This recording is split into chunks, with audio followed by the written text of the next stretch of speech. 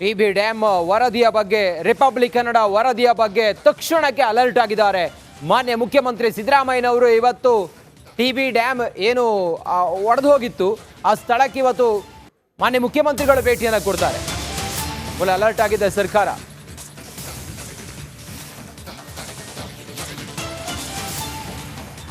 ಇವತ್ತೇ ಟಿಬಿ ಜಲಾಶಯಕ್ಕೆ ಸಿಎಂ ಭೇಟಿ ಕೊಡ್ತಾರೆ.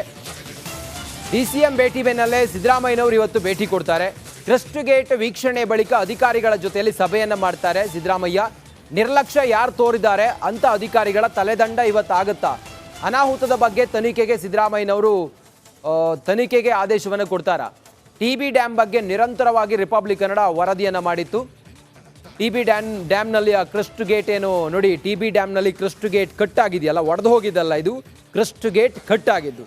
ಟಿಬಿ ಡ್ಯಾಮ್ನ ಕ್ರಸ್ಟ್ ಗೇಟ್ ಕಟ್ ಆಗಿರೋದು ಯಾರಿಲ್ಲಿ ಅಧಿಕಾರಿಗಳು ನಿರ್ಲಕ್ಷ್ಯ ತೋರಿದ್ದಾರೆ, ಆ ನಿರ್ಲಕ್ಷ್ಯ ತೋರಿದಂಥ ಅಧಿಕಾರಿಗಳ ವಿರುದ್ಧ ಮುಖ್ಯಮಂತ್ರಿಗಳು ಇವತ್ತು ಭೇಟಿ ಕೊಟ್ಟು ಅದೆಲ್ಲವನ್ನ ವೀಕ್ಷಣೆ ಮಾಡಿ ಕ್ರಮಕ್ಕೆ ಮುಂದಾಗ್ತಾರೆ.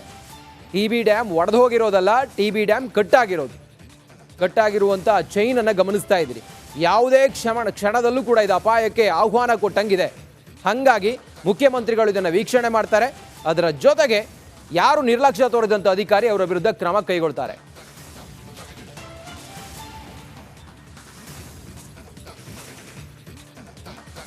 ಇನ್ನಷ್ಟು ಮಾಹಿತಿಯೊಂದಿಗೆ ನಮ್ಮ ಪ್ರತಿನಿಧಿ ರೇಣುಕಾರಾಧ್ಯ ಈಗ ನೇರ ಸಂಪರ್ಕದಲ್ಲಿ ಜಾಯ್ನ್ ಆಗಿದ್ದಾರೆ. ರೇಣುಕಾರಾಧ್ಯ, ಟಿಬಿ ಡ್ಯಾಮ್ನ ಆ ಚೈನ್ ಏನು ಕಟ್ಟಾಗಿದೆ, ಸದ್ಯ ಮುಖ್ಯಮಂತ್ರಿಗಳು ಇದನ್ನ ಬಹಳ ಸೀರಿಯಸ್ ಆಗಿ ಅದನ್ನ ಪರಿಗಣಿಸ್ತಾರೆ ಅಂತ ಅನ್ಸುತ್ತೆ. ಹಾಗಾಗಿ ಎಷ್ಟು ಗಂಟೆಗೆ ಸಿಎಂ ಇವತ್ತು ಬರ್ತಾ ಇದ್ದಾರೆ, ಮತ್ತೆ ನಿರ್ಲಕ್ಷ್ಯ ತೋರಿದಂಥ ಅಧಿಕಾರಿಗಳು ಯಾರು, ಸದ್ಯದ ಪ್ರಾಥಮಿಕ ವರದಿ ಏನಿದೆ ಇಲ್ಲಿವರೆಗೂ? ಈಗ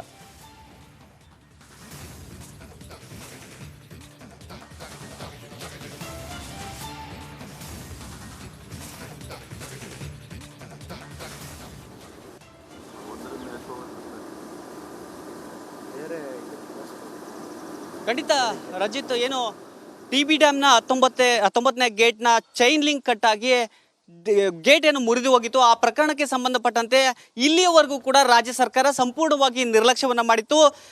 ಏನು ಗೇಟ್ ಮುರಿದು ಹೋಗಿ 3 ದಿನ ಆದರೂ ಕೂಡ ಕೇವಲ ಒಂದು ರೀತಿಯ ಅಲ್ಲೇ ಕುಳಿತುಕೊಂಡು ಮಾಹಿತಿ ಪಡೆಯುವ ಕೆಲಸವನ್ನು ಸರ್ಕಾರ ಮಾಡ್ತಾ ಇತ್ತು.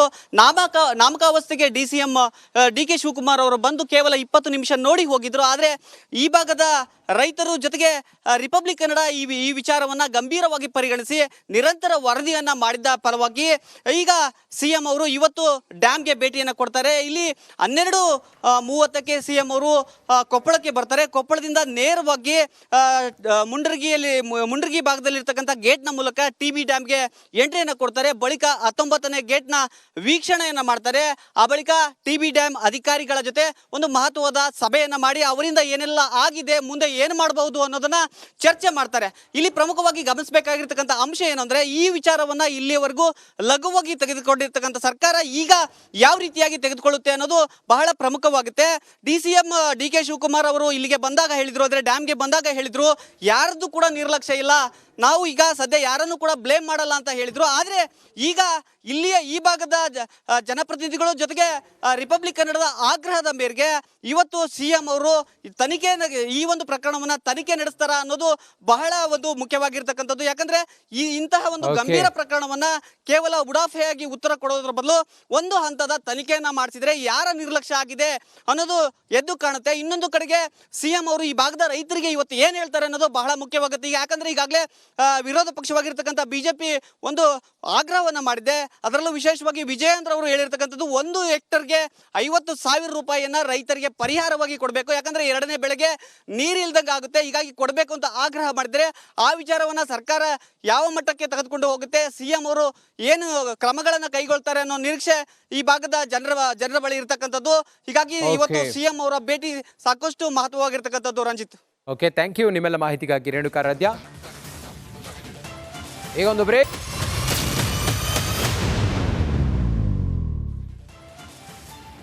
ಟಿಬಿ ಡ್ಯಾಮ್ ವರದಿಯ ಬಗ್ಗೆ ರಿಪಬ್ಲಿಕ್ ಕನ್ನಡ ವರದಿಯ ಬಗ್ಗೆ ತಕ್ಷಣಕ್ಕೆ ಅಲರ್ಟ್ ಆಗಿದ್ದಾರೆ. ಮಾನ್ಯ ಮುಖ್ಯಮಂತ್ರಿ ಸಿದ್ದರಾಮಯ್ಯನವರು ಇವತ್ತು ಟಿಬಿ ಡ್ಯಾಮ್ ಏನು ಒಡೆದು ಹೋಗಿತ್ತು ಆ ಸ್ಥಳಕ್ಕೆ ಇವತ್ತು ಮಾನ್ಯ ಮುಖ್ಯಮಂತ್ರಿಗಳು ಭೇಟಿಯನ್ನು ಕೊಡ್ತಾರೆ. ಫುಲ್ ಅಲರ್ಟ್ ಆಗಿದೆ ಸರ್ಕಾರ.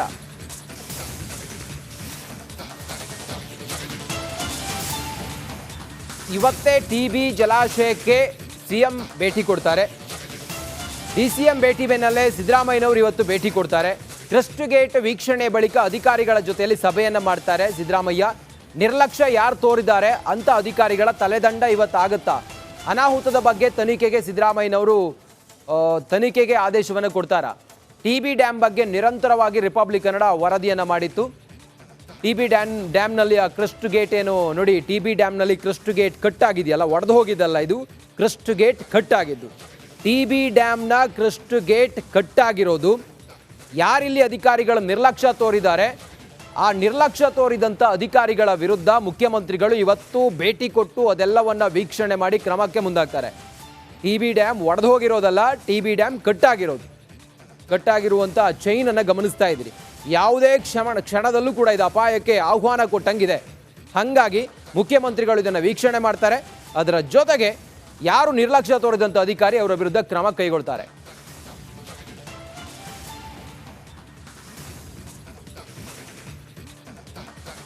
ಇನ್ನಷ್ಟು ಮಾಹಿತಿಯೊಂದಿಗೆ ನಮ್ಮ ಪ್ರತಿನಿಧಿ ರೇಣುಕಾರಾಧ್ಯ ಈಗ ನೇರ ಸಂಪರ್ಕದಲ್ಲಿ ಜಾಯ್ನ್ ಆಗಿದ್ದಾರೆ. ರೇಣುಕಾರಾಧ್ಯ, ಟಿಬಿ ಡ್ಯಾಮ್ನ ಆ ಚೈನ್ ಏನು ಕಟ್ಟಾಗಿದೆ, ಸದ್ಯ ಮುಖ್ಯಮಂತ್ರಿಗಳು ಇದನ್ನ ಬಹಳ ಸೀರಿಯಸ್ ಆಗಿ ಅದನ್ನ ಪರಿಗಣಿಸ್ತಾರೆ ಅಂತ ಅನ್ಸುತ್ತೆ.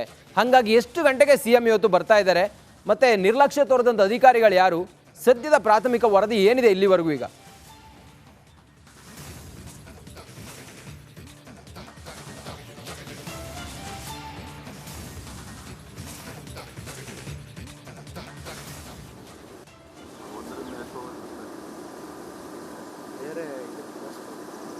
ಖಂಡಿತ ರಜಿತ್, ಏನು ಟಿಬಿ ಡ್ಯಾಮ್ನ 19ನೇ ಗೇಟ್ನ ಚೈನ್ ಲಿಂಕ್ ಕಟ್ ಆಗಿ ಗೇಟ್ ಏನು ಮುರಿದು ಹೋಗಿತ್ತು, ಆ ಪ್ರಕರಣಕ್ಕೆ ಸಂಬಂಧಪಟ್ಟಂತೆ ಇಲ್ಲಿಯವರೆಗೂ ಕೂಡ ರಾಜ್ಯ ಸರ್ಕಾರ ಸಂಪೂರ್ಣವಾಗಿ ನಿರ್ಲಕ್ಷ್ಯವನ್ನ ಮಾಡಿತ್ತು.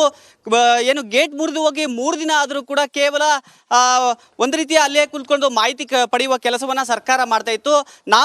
ನಾಮಕಾವಸ್ಥೆಗೆ DCM DK ಶಿವಕುಮಾರ್ ಅವರು ಬಂದು ಕೇವಲ 20 ನಿಮಿಷ ನೋಡಿ ಹೋಗಿದ್ರು. ಆದರೆ ಈ ಭಾಗದ ರೈತರು ಜೊತೆಗೆ ರಿಪಬ್ಲಿಕ್ ಕನ್ನಡ ಈ ವಿಚಾರವನ್ನ ಗಂಭೀರವಾಗಿ ಪರಿಗಣಿಸಿ ನಿರಂತರ ವರದಿಯನ್ನ ಮಾಡಿದ್ದ ಫಲವಾಗಿ ಈಗ ಸಿಎಂ ಅವರು ಇವತ್ತು ಡ್ಯಾಮ್ಗೆ ಭೇಟಿಯನ್ನು ಕೊಡ್ತಾರೆ. ಇಲ್ಲಿ 12:30ಕ್ಕೆ ಸಿಎಂ ಅವರು ಕೊಪ್ಪಳಕ್ಕೆ ಬರ್ತಾರೆ. ಕೊಪ್ಪಳದಿಂದ ನೇರವಾಗಿ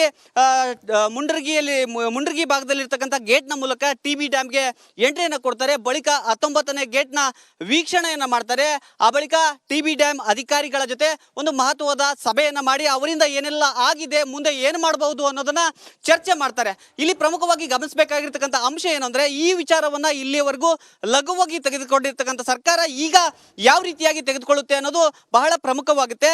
DCM DK ಶಿವಕುಮಾರ್ ಅವರು ಇಲ್ಲಿಗೆ ಬಂದಾಗ ಹೇಳಿದ್ರು, ಅಂದ್ರೆ ಡ್ಯಾಮ್ಗೆ ಬಂದಾಗ ಹೇಳಿದ್ರು, ಯಾರದ್ದು ಕೂಡ ನಿರ್ಲಕ್ಷ್ಯ ಇಲ್ಲ, ನಾವು ಈಗ ಸದ್ಯ ಯಾರನ್ನು ಕೂಡ ಬ್ಲೇಮ್ ಮಾಡಲ್ಲ ಅಂತ ಹೇಳಿದ್ರು. ಆದರೆ ಈಗ ಇಲ್ಲಿಯ ಈ ಭಾಗದ ಜನಪ್ರತಿನಿಧಿಗಳು ಜೊತೆಗೆ ರಿಪಬ್ಲಿಕ್ ಕನ್ನಡದ ಆಗ್ರಹದ ಮೇರೆಗೆ ಇವತ್ತು ಸಿಎಂ ಅವರು ಈ ಒಂದು ಪ್ರಕರಣವನ್ನ ತನಿಖೆ ನಡೆಸ್ತಾರ ಅನ್ನೋದು ಬಹಳ ಒಂದು ಮುಖ್ಯವಾಗಿರ್ತಕ್ಕಂಥದ್ದು. ಯಾಕಂದ್ರೆ ಇಂತಹ ಒಂದು ಗಂಭೀರ ಪ್ರಕರಣವನ್ನ ಕೇವಲ ಉಡಾಫೆಯಾಗಿ ಉತ್ತರ ಕೊಡೋದ್ರ ಬದಲು ಒಂದು ಹಂತದ ತನಿಖೆಯನ್ನ ಮಾಡಿಸಿದ್ರೆ ಯಾರ ನಿರ್ಲಕ್ಷ್ಯ ಆಗಿದೆ ಅನ್ನೋದು ಎದ್ದು ಕಾಣುತ್ತೆ. ಇನ್ನೊಂದು ಕಡೆಗೆ ಸಿಎಂ ಅವರು ಈ ಭಾಗದ ರೈತರಿಗೆ ಇವತ್ತು ಏನ್ ಹೇಳ್ತಾರೆ ಅನ್ನೋದು ಬಹಳ ಮುಖ್ಯವಾಗುತ್ತೆ. ಯಾಕಂದ್ರೆ ಈಗಾಗಲೇ ವಿರೋಧ ಪಕ್ಷವಾಗಿರ್ತಕ್ಕಂಥ ಬಿಜೆಪಿ ಒಂದು ಆಗ್ರಹವನ್ನ ಮಾಡಿದೆ. ಅದರಲ್ಲೂ ವಿಶೇಷವಾಗಿ ವಿಜಯೇಂದ್ರ ಅವರು ಹೇಳಿರ್ತಕ್ಕಂಥದ್ದು 1 ಹೆಕ್ಟರ್ಗೆ 50,000 ರೂಪಾಯಿಯನ್ನ ರೈತರಿಗೆ ಪರಿಹಾರವಾಗಿ ಕೊಡಬೇಕು. ಯಾಕಂದ್ರೆ 2ನೇ ಬೆಳೆಗೆ ನೀರಿಲ್ದಂಗೆ ಆಗುತ್ತೆ, ಹೀಗಾಗಿ ಕೊಡಬೇಕು ಅಂತ ಆಗ್ರಹ ಮಾಡಿದ್ರೆ ಆ ವಿಚಾರವನ್ನ ಸರ್ಕಾರ ಯಾವ ಮಟ್ಟಕ್ಕೆ ತೆಗೆದುಕೊಂಡು ಹೋಗುತ್ತೆ, ಸಿಎಂ ಅವರು ಏನು ಕ್ರಮಗಳನ್ನ ಕೈಗೊಳ್ತಾರೆ ಅನ್ನೋ ನಿರೀಕ್ಷೆ ಈ ಭಾಗದ ಜನರ ಬಳಿ ಇರ್ತಕ್ಕಂಥದ್ದು.